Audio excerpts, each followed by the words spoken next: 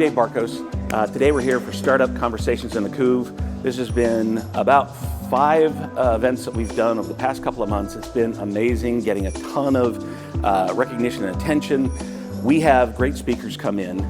We bring the community together that wants to talk and learn about startups, and it's just an amazing event. We start out with networking, and then we go into a presentation. Today, Allie Persitz, who's a phenomenal entrepreneur. She's been here in town, had a local exit, Hubb, runs dynamic events. She's just a phenomenal, great person. Going to come in and talk about her background and what she's done. She's had an amazing exit to a company called Intrado. So we're just excited to learn more. My name is Allie Persitz, formerly Magyar, and I am an entrepreneur. And I've scaled multiple companies for the last 25 years. But I am so excited about today's Startup Conversations in the Couve, because Vancouver has so many incredible things going on. And the more we come together as a community and share stories of success and struggles, the better off we can empower all of us to be collectively together. So, Allie Persitz, and I'm a founder and entrepreneur for over 25 years. I'm also a mom, and I love to climb mountains and race on the racetrack as if entrepreneurship wasn't enough adrenaline. Before I start today, I want to give a special shout out because back, in 2015, I posted an ad on Craigslist because I was starting Hubb and I didn't have a clue what I wanted to do. And I was so fortunate to have someone off of Craigslist apply that ended up being my right hand, a part of our founding team. And even after we exited, he's now doing his own thing. And that's Josh, he's here. And so I just want to give him some recognition of the journey that we went on and the support. Well, raise your hand, Josh, so people know who you are. And his wife, Nancy, was the one that encouraged him to come on board from a random ad on Craigslist, thank God. And ended up being... And Nancy ended up being our people champion and taught me so much about how we lead by example, and more importantly, how we find ourselves and live our whole life together in everything that we do. So I want to give them special recognition because it's really meaningful that they're here, and so cool that they're now doing their own startup as well. So this is actually a picture of us back. You can see Nancy, she was very excited back in 2016. So this was us pitching for the very first time our idea for Hubb. This was 8 years ago in 2016. We pitched at the Seattle Angel Conference and then the Bend Venture Conference. And if you had told me 8 years ago that I'd be standing here today telling you the story of how we scaled that company, how we almost lost it during the pandemic, and then we would sit together and watch as the strategic sale of our company was announced on the NASDAQ Times Square board, I would have told you that you were totally crazy.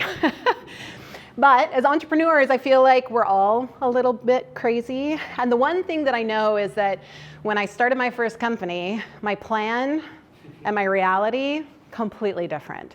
And I think that's just life. So today I'm going to share a little bit about the journey and things that I learned along the way.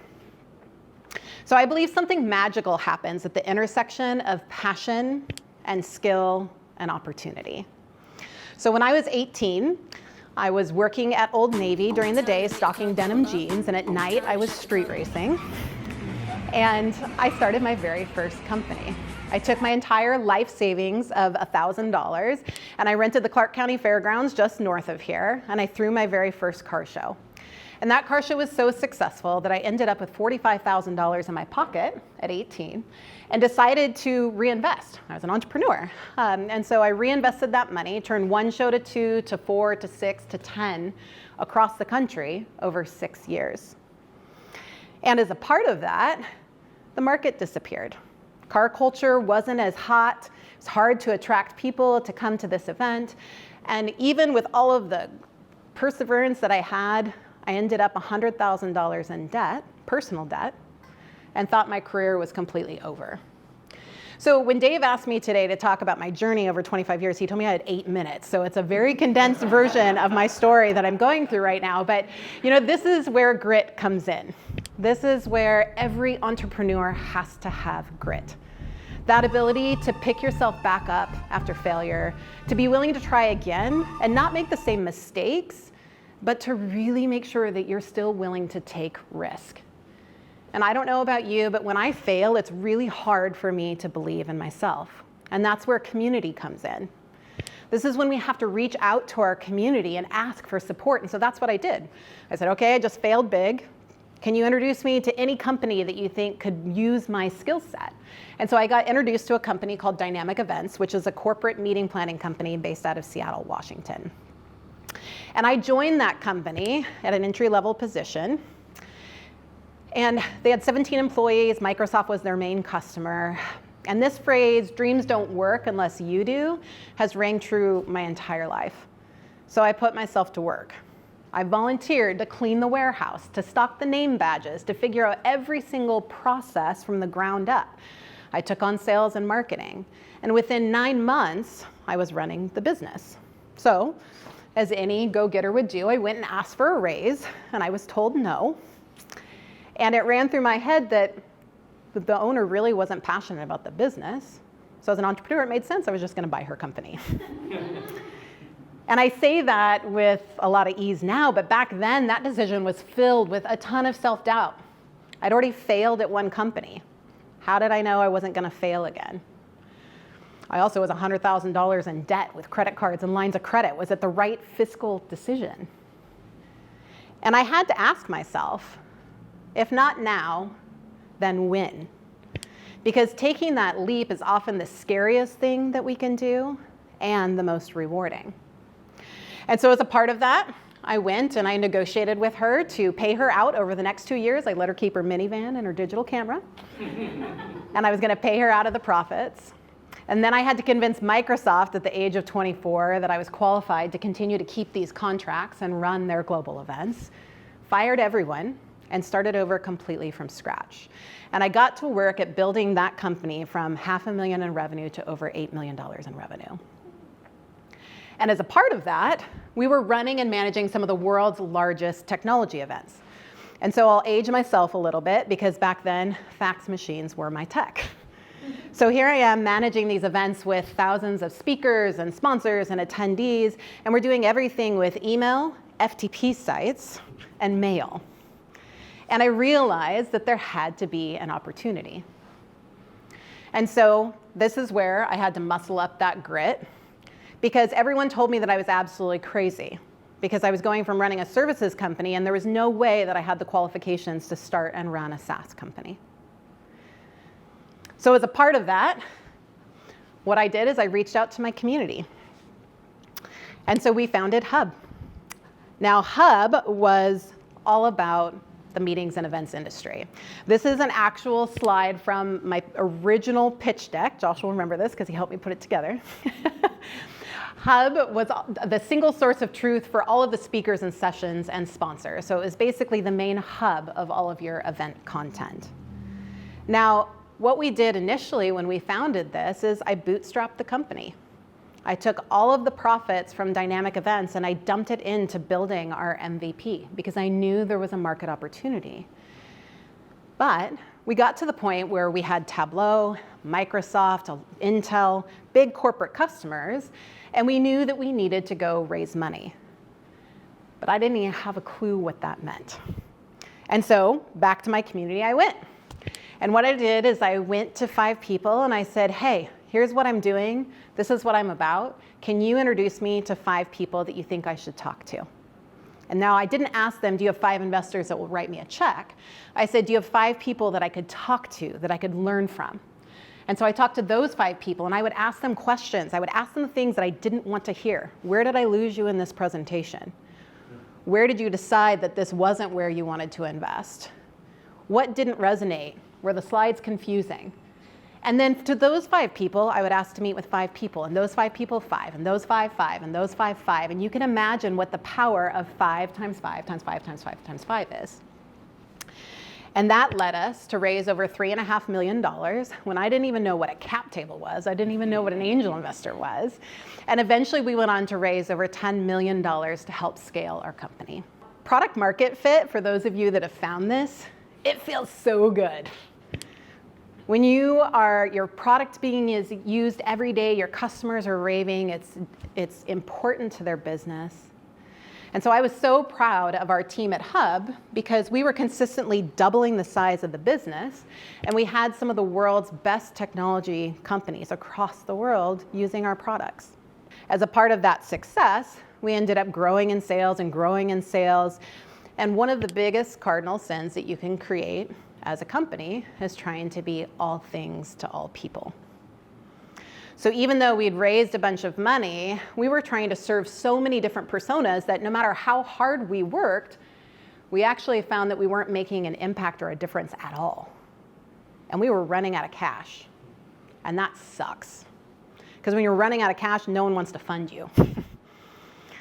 And we had to do layoffs. We had to figure out how we were going to try to serve all of these different personas in a way that was really meaningful. And we didn't stop to ask ourselves the question of what's that one thing? Forget everything else, right? We always think that there's 9 million things that need to happen. What is that one thing that is going to completely revolutionize our industry? And sometimes karma has a way of deciding that for you.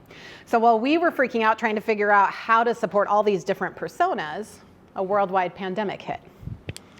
And our business, based in live events, completely disappeared, literally overnight. And at the same time, I still own Dynamic Events. I hired my right hand as a CEO, and she was running and growing that business. That business was also completely dead overnight. So over 100 people in this local community without a job. And so we had to look at that. And I actually remember Josh and I went for a walk, and he was like, Allie, I think we need to look at virtual events. I was like, slow your roll. We'll be back in the office in a week. It'll be fine. But we did. We said, this is the one thing our industry needs right now. Everything is falling apart. I mean, it wasn't just our community and live events. It was the entire world.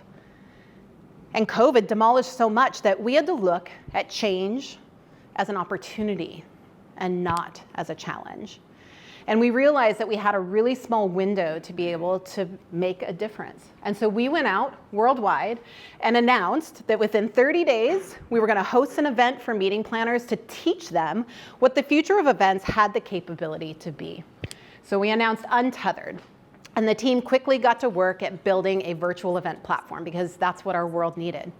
Every major corporate customer we had was calling us and saying, I don't know what an avatar is. I hate this. I don't know how to do this in a digital world. So we put ourselves out there. And in less than 30 days, we ended up with 5,000 meeting planners across 63 different countries registered.